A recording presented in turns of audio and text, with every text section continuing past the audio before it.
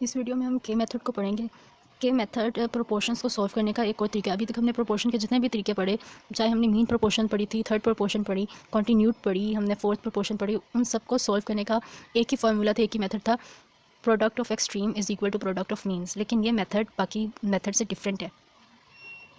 के मेथड होता क्या है, हमें पता है प्रोपोर्शन को हम कैसे रिप्रेजेंट करते हैं, A ratio B is equal to C ratio D. अगर इस प्रोपोर्शन को हम सपोज कर लें कि ये के इक्वल है, तो रेशो वाला हमेशा डिवाइडेड में चला जाता है, तो ए डिवाइड बाई बी आ जाएगी, सी डिवाइड बाई डी आ जाएगी। प्रोपोर्शन के साइन को इक्वालिटी में लिखा हुआ है।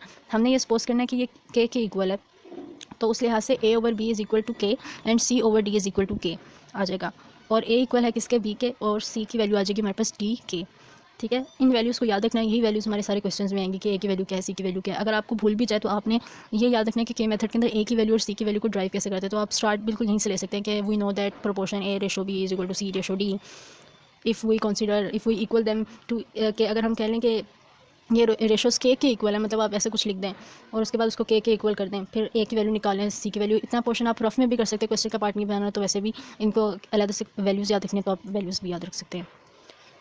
अच्छा, 3.6 एक्सरसाइज सारी के मेथड से सॉल्व होनी है, तो इसके कुछ क्वेश्चंस हैं, वो मैं आपको सॉल्व करके दिखा देती हूँ।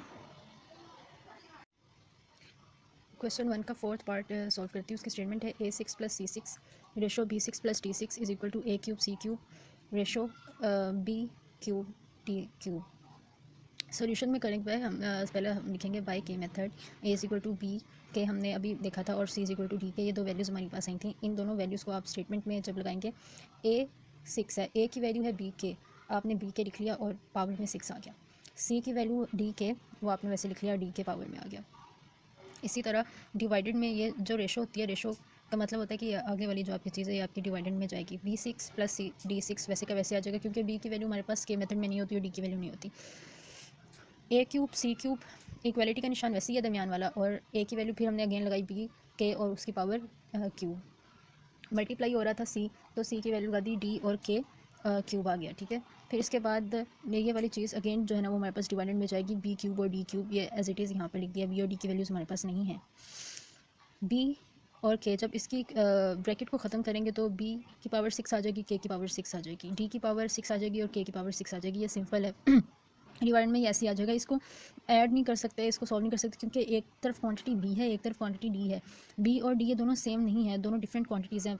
एडिशन हमेशा सिमिलर क्वांटिटीज़ में होती हैं, और अगर अलजेब्रा के अंदर आपने एडिशन करनी होती है तो आप हमेशा कॉमन लेते हैं। फिलहाल इनमें कोई कॉमन नहीं है अकेले वन के अलावा। अगर हम वन कॉमन ले भी लें, इसका जो इसका एक्सपोनेंट वन होता है, हमें पता होता है, हम उसको लिखते नहीं होते, इसके साथ वन होता है, हम उसको नहीं लिखते। लेकिन अगर मैं वन कॉमन ले भी लूँ तो चीज़ वही है, इसलिए इसको हम एज इट इज़ यहाँ पे रहने देंगे।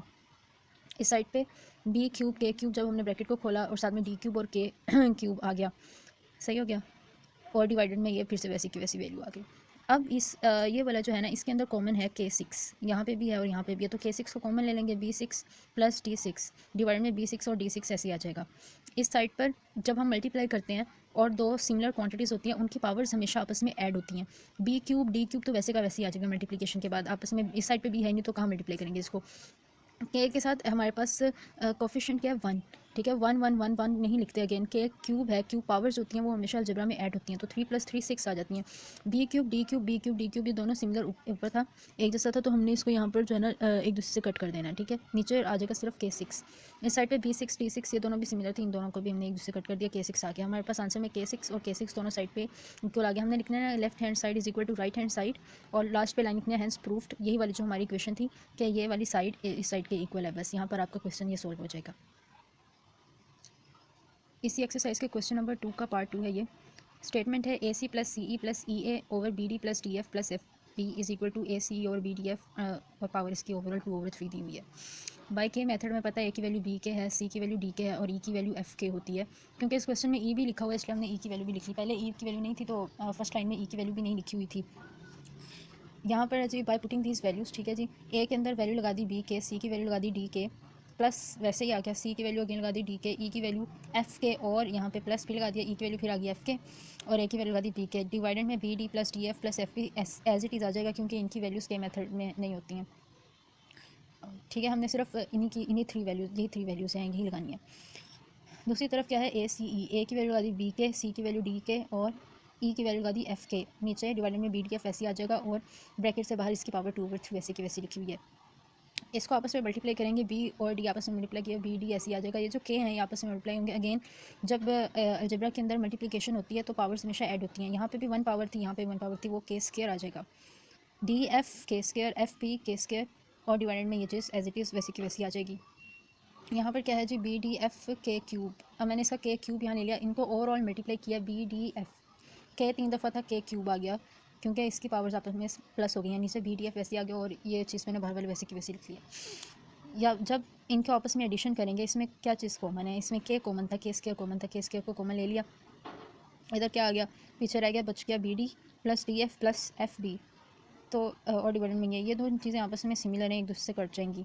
यहाँ पे बी डी एफ और ये वाला बी डी एफ आपस में कट जाएगा, के क्यूब रह गया और 2/3 पावर आ गई। जब ये 2/3 ऐसे पावर होती है तो 3 से कट जाएगा, क्योंकि पावर हमेशा एक दूसरे से मल्टीप्लाई हो रही है। ये भी पावर है, ये भी पावर है, एक दूसरे से मल्टीप्लाई होगी, 3 से कट जाएगा, ऊपर सिर्फ स्क्वायर रह जाएगा। यहाँ पे हमारे पास सिर्फ के स्क्वायर बचा था, k square is equal to k square. फिर वही left hand side is equal to right hand side proof कर लिया हमने कि जो हमारी स्टेटमेंट थी उसको एज इट इज लिखा कि ये प्रूफ होगी, हमारी स्टेटमेंट प्रूफ होगी, left hand side right hand side के इक्वल आ गई है। ये क्वेश्चन ना आपका क्वेश्चन नंबर 1 का पार्ट 6 है आई थिंक। उसके अंदर आपका आंसर ऐसे आ रहा है कि b cube over b square is equal to d cube over d square.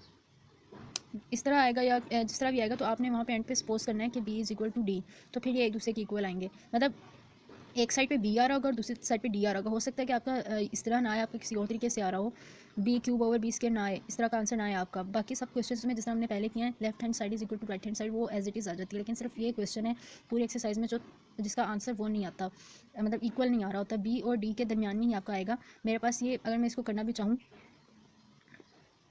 B cube -2 और यहाँ पर डी क्यूब -2 आ जाएगा ना, तो बी 3 में से 2 निकाला तो 1 और डी की पावर भी 1, तो b is equal to d. इसका आंसर ये आएगा, b is equal to d. समझ आ गई? या इसको बोलूँ बी? नहीं, इसको बोलना नहीं है मैंने, ये आप खुद ही सॉल्व करना, आंसर आपका आएगा b is equal to d आना चाहिए आपका आंसर। इसमें ये वाहद क्वेश्चन है जिसमें left hand side is equal to right hand side नहीं आती, इसका आंसर आपका आता है b is equal to d, इसलिए मैंने इसको यहाँ पर मैंशन करना जरूरी समझा।